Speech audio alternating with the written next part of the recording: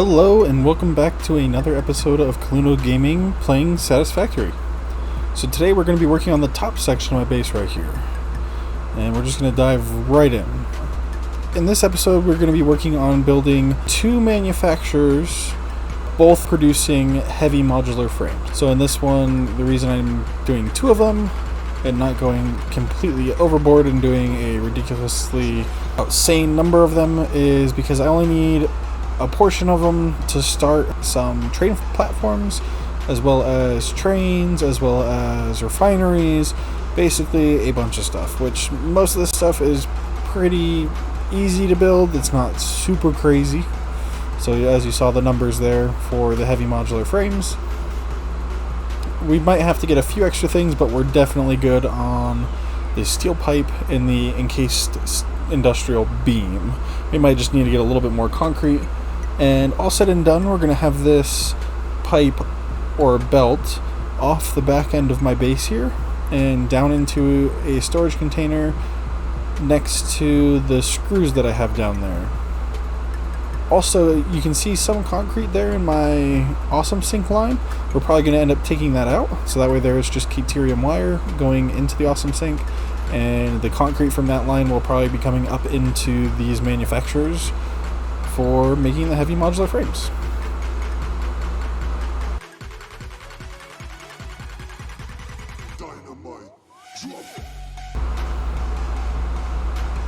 Also, my new steel foundry section over there is complete and up and running. That there is going to be giving us quite a bit of pipe as well as beam. So we'll have to get that over into our inventory as well. So, jumping ahead yet again, this is the setup I currently have. I have a nice manifold system coming down into the manufacturers. We're making about 3 of them per minute each, so we'll have about 6 per minute all said and done. And currently I have the 2 lines of pipes and beams getting over, as well as the concrete. Also, as I was playing today, I found this alternate recipe. However, this alternate recipe has an insane amount of screws. I mean, we're talking almost 400 screws per manufacturer. That's just completely outrageous. Everything is hooked up now. I have some small production lines to help make these. I have additional concrete that I've added. I have all the steel pipe that we're going to need, and modular frames, as well as the encased industrial beam. So over here I have 3 assemblers making the industrial beam, with the concrete splitting off into the manufacturer as well as this encased industrial beam. This concrete comes over here and is part of my external concrete constructors. On here I had to add an additional 6 concrete constructors that I piped into the same line, or belted into the same line. I don't know why I keep saying piped. But these 2 lines are supplied by 2 separate nodes that can form into one. We have a pure node right there, and then we have an impure node, or normal node, I don't remember. I think it's a normal node right there getting piped in. So those go over on my bridges and come back over into the constructor area to get turned into concrete, and then that gets belted up to the top floor to make those encased industrial beams.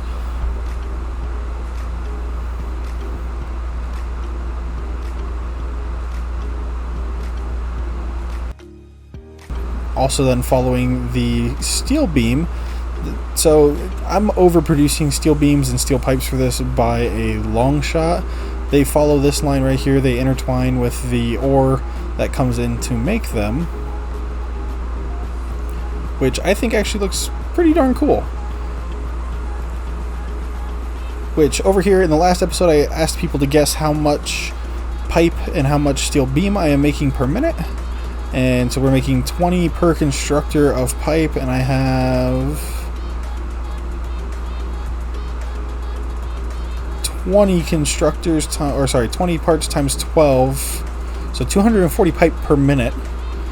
I don't know, I don't think anyone actually guessed in the comments last time, but there is the answer for that. And then I have 15 constructors for the steel beams, which should be 150 steel beams per minute. Once again, I don't think anyone guessed that.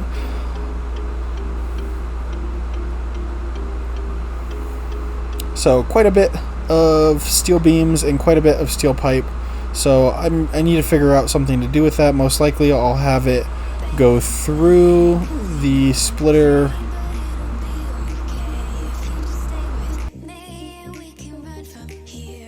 right there, and then have it come out the side and off the back of the base and get put down into the storage as well. And then I think I'll have the steel pipe go through the manifold system and down into a storage container as well.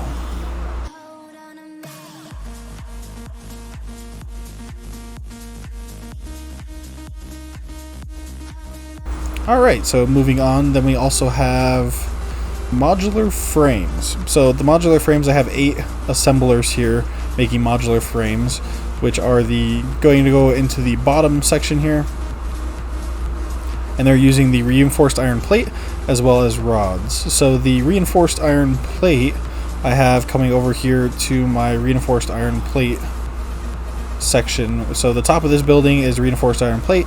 The bottom of this building is the rotors. I split off one of these lines because each of these sections hold about 30 reinforced iron plate. So there's about 100 or so extra reinforced iron plate on the belt going into that storage container. So I'm just kind of siphoning off the stuff from there, because once that storage container is full, I have 4 storage containers down there, which I don't think I'm going to blow through all 4 of them at a time making Mark II belts. So those all come up here. And then over here I have 7 constructors making rods for the 8 assemblers. So each one of these is going to be at 100%. It's going to be a little overfilled from the 4 smelters back there, but those will filter in to 2 separate lines, so 4 each. Well, 3.5 each. So the one in the middle of the constructors is going to be shared. And then these 4 smelters are all for iron ore, which I had to go pick up 2 new nodes and set up another line over across this bridge all the way over there. They're coming quite a ways.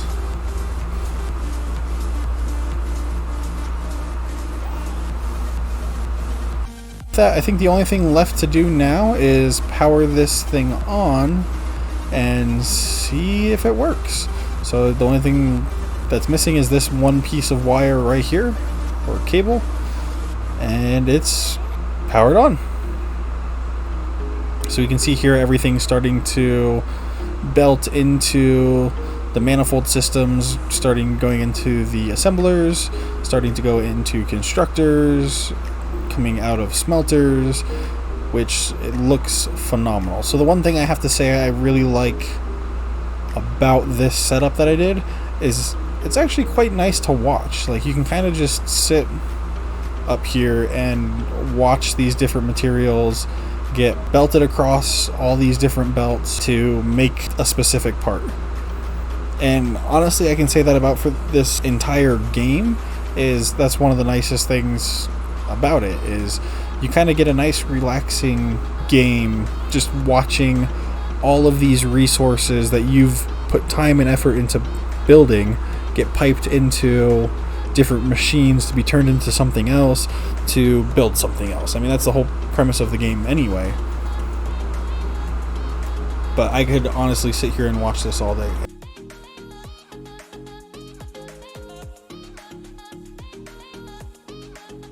I'm running low on reinforced iron plates.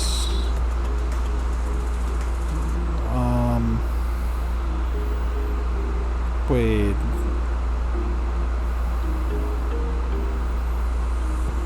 Oh, I know what I did. Okay, so all the way back over here, I only put a Mark 1 belt in the beginning there to siphon off less if I'm making more for the storage, which I only needed, I think, 24.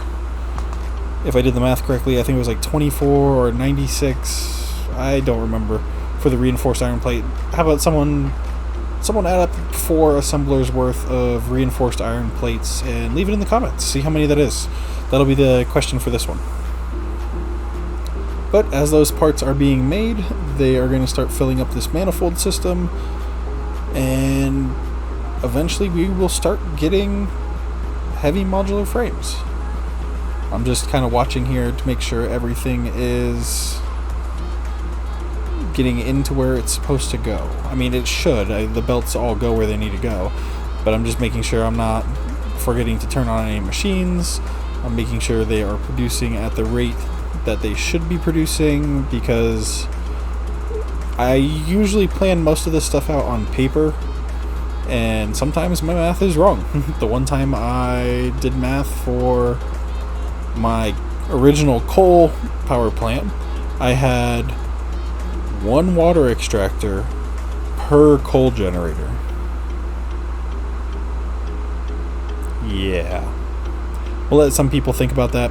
Most people, I mean, if you've played the game for a little while and you've gotten to coal and you've seen anything online, you've realized that 3 water extractors going into a single pipe and then branching off between 2 pairs of water extractors. So if you imagine the water extractors A, B, and C, you have A and B combined and B and C combined to get 2 lines to go power 8 coal generators apiece. Yeah, it was crazy. Jump a bit ahead here. We are now producing heavy modular frames, all autonomously. That took a long time. I know for you guys are watching this video and it's only been about 10-12 minutes, whereas for me, I've been playing this game for probably 5 or 6 hours at this point.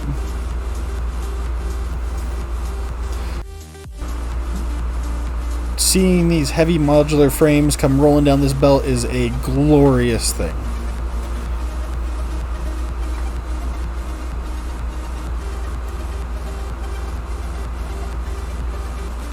Also, just to talk about the next episode a little bit, since I have a little bit of it planned out already as we watch these go down into the storage containers.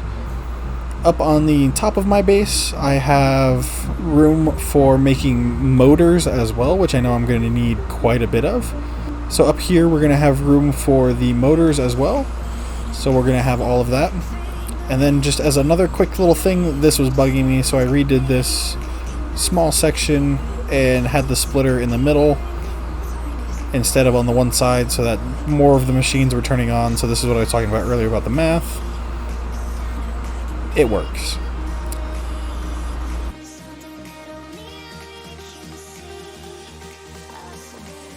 So I think we're going to cut it here, and with that, this is Kaluno Gaming signing off. Have a good day.